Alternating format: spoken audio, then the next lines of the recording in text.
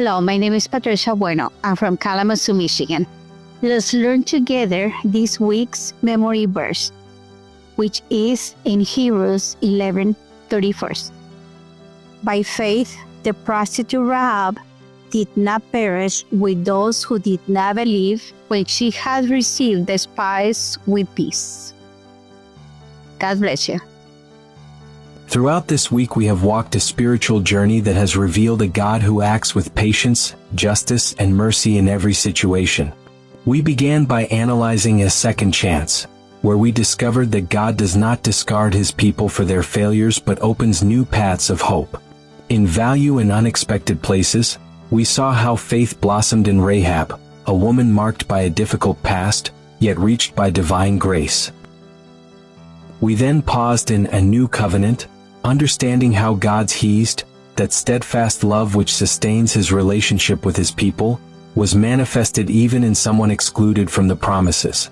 Then, in conflicting values, the story of the Gibeonites showed us the contrast between human cunning and divine faithfulness, teaching us that true security is not found in human strategies but in always seeking the Lord's will.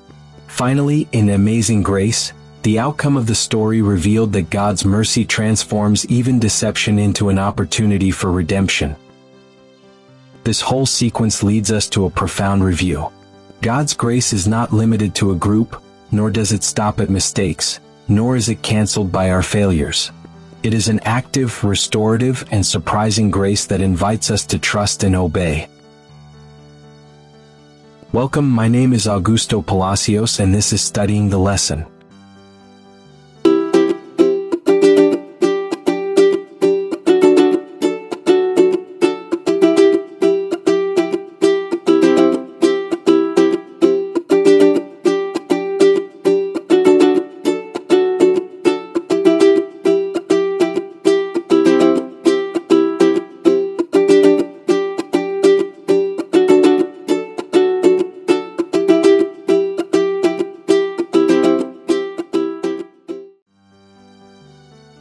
Friday, October 10th.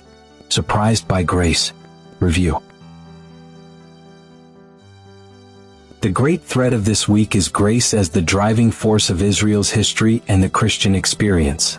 In a second chance, we contemplated how, despite the failure of the spies in Numbers and the people's disobedience, God once again extended his hand. Shittim, the place of spiritual defeat, became the stage for a new opportunity to trust and advance toward the promised land.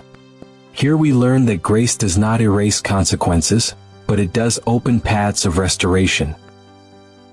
With Rahab we saw that grace is also revealed at the margins of society. A foreign, Canaanite woman and prostitute became an example of faith. Her story teaches that God's grace neither discriminates nor excludes, but reaches willing hearts. Rahab was not remembered for her lies, but for her decision to recognize the God of heaven and earth as the only true God.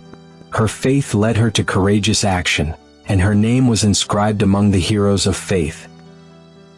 In the new covenant, God's hesed shown as the key word. Rahab asked for mercy by appealing to the same covenant loyalty that God had established with Israel. Here we see that grace is not merely an emotion, but a covenant that implies loyalty, commitment, and response. Rahab, though a Canaanite, entered into that covenant relationship with the God of Israel and found refuge under his mercy.